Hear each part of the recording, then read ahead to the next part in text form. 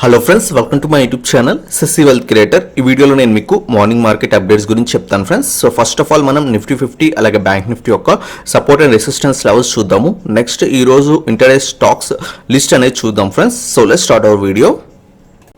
So first of all yesterday markets ఏ విధంగా close అయ్యో చూసినట్టయితే కనుక సెన్సెక్స్ వచ్చేసరికి 667 పాయింట్స్ అనేది డౌన్ అయ్యి 36,939 పాయింట్స్ దగ్గర క్లోజ్ అయింది.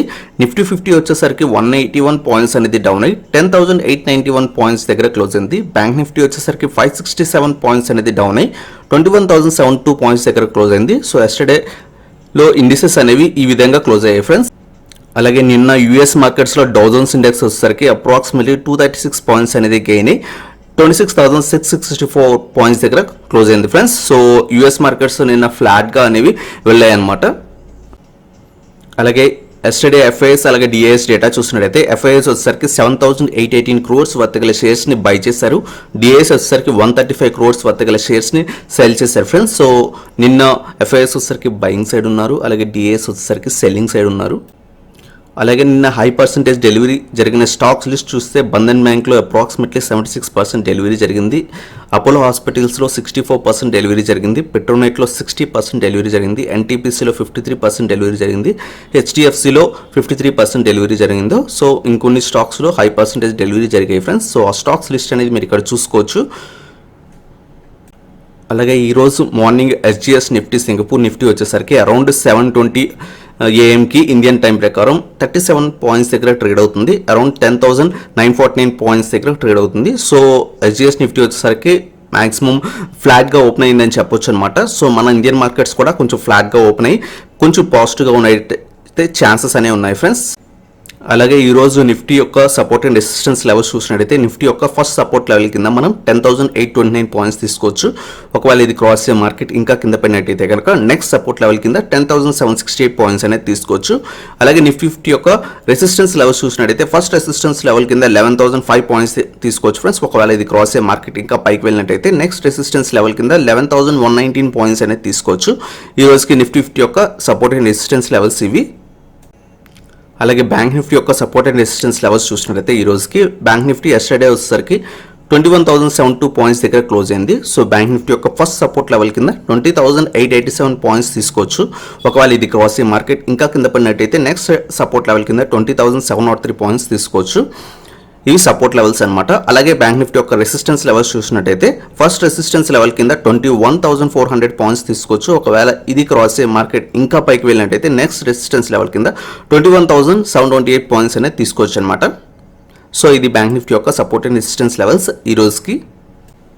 అలాగే ఈరోజు రిజల్ట్స్ అనౌన్స్ చేసే కంపెనీస్ లిస్ట్ చూసినట్టయితే ఆగస్టు 4న Marksans pharma, MRPL, Godrej consumer products, Gujarat gas, century Enka, astral polytechnic, Apollo pipes అలాగే ఇంకొన్ని స్టాక్స్ అనేవి ఈరోజు క్వార్టర్ రిజల్ట్స్ అనేవి అనౌన్స్ చేస్తున్నాయి ఫ్రెండ్స్. ఈ కంపెనీస్ అన్ని కూడా క్వార్టర్ రిజల్ట్స్ అనేవి అనౌన్స్ చేస్తున్నాయి.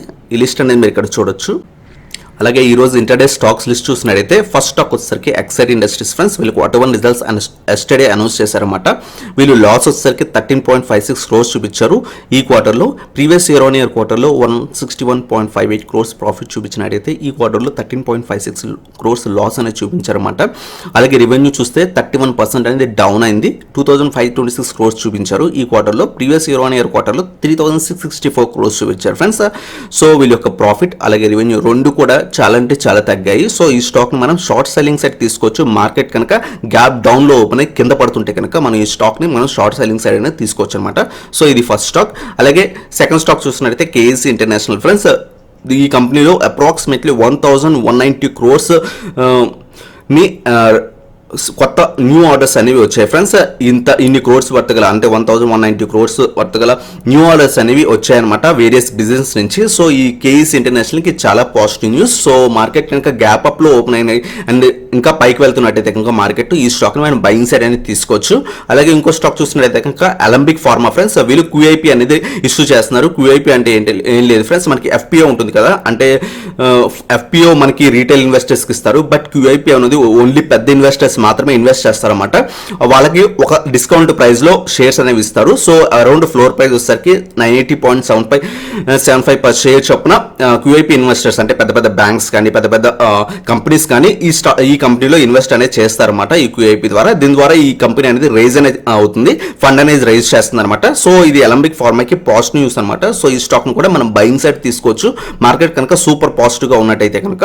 అలాగే ఇంకో స్టాక్ చూసుకుంటే bank of India friends. Bank of India వాళ్ళు రీసెంట్ గా అనౌన్స్ చేశారు ఆగస్టు 3 నుంచి మేము ఫండ్ అనేది రైజ్ చేస్తాము బోర్డ్ మీటింగ్ అరేంజ్ చేసి అని చెప్పారు. బట్ ఈ ఏదైతే ఆ మ్యాటర్ ఉందో దాన్ని పోస్ట్ పోన్ చేసి నెక్స్ట్ బోర్డ్ మీటింగ్ లో చేస్తామన్నారు. సో ఇది కొంచెం నెగిటివ్ న్యూస్ బ్యాంక్ ఆఫ్ ఇండియాకి.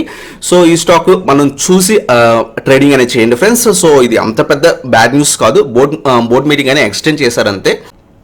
అలాగే ఇంకొన్ని స్టాక్స్ లిస్ట్ చూసినట్టయితే ధనలక్ష్మి బ్యాంక్ ఫ్రెండ్స్. వీళ్ళు Q1 రిజల్ట్స్ ఎస్టర్డే అనౌన్స్ చేశారు. వీళ్ళు ప్రాఫిట్ వచ్చేసరికి 6.1 crores చూపించారన్నమాట. ప్రీవియస్ ఇయర్ లో 19.8 crores చూపించారు.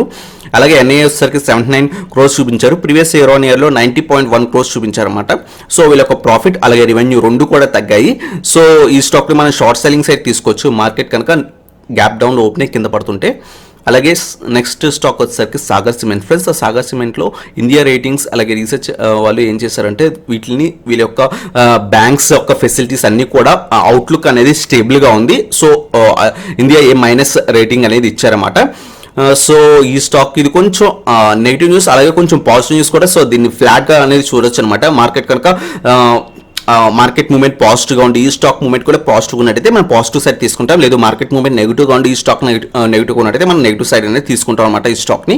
అలాగే నెక్స్ట్ స్టాక్ వచ్చేసరికి BSE ఫ్రెండ్స్. BSE వాళ్ళు Q1 రిజల్ట్స్ అనౌన్స్ చేశారు. వీళ్ళు ప్రాఫిట్ వచ్చేసరికి స్టాండ్ అలోన్ ప్రాఫిట్ వచ్చేసరికి 32.34 crores చూపించారు. ప్రీవియస్ ఇయర్లో 34.36 crores చూపించారు. సో అలాగే టోటల్ ఇన్కమ్ వచ్చేసరికి 138.08 crores చూపించారు. ప్రీవియస్ ఇయర్లో 142.35 crores చూపించారు. సో వీళ్ళ యొక్క ప్రాఫిట్ అలాగే ఇన్కమ్ వచ్చేసరికి టోటల్ ఇన్కమ్ వచ్చేసరికి అరౌండ్ ఫ్లాట్గా ఉన్నాయి, అంత వర్స్ట్గా లేవన్నమాట. సో ఈ స్టాక్ను కూడా మనం మార్కెట్ ఎటువైపు ఉన్నట్టయితే అటువైపు ఈ స్టాక్ మూవ్మెంట్ కూడా చూసి ట్రేడ్ అనేది చేసుకోవచ్చు ఫ్రెండ్స్. అలాగే ఇంకో స్టాక్ చూసినట్టయితే ఇండియన్ ఓవర్సీస్ బ్యాంక్ ఫ్రెండ్స్. దీంట్లో క్రిసిల్ వాళ్ళు వాళ్ళ యొక్క రేటింగ్స్ని మళ్ళీ రీఅఫర్మ్ చేశారనమాట. సో వాళ్ళ యొక్క బ్యాంక్ డిపాజిట్స్ అలాగే బ్యాంక్ ప్రోగ్రామ్స్ అన్ని చూసి.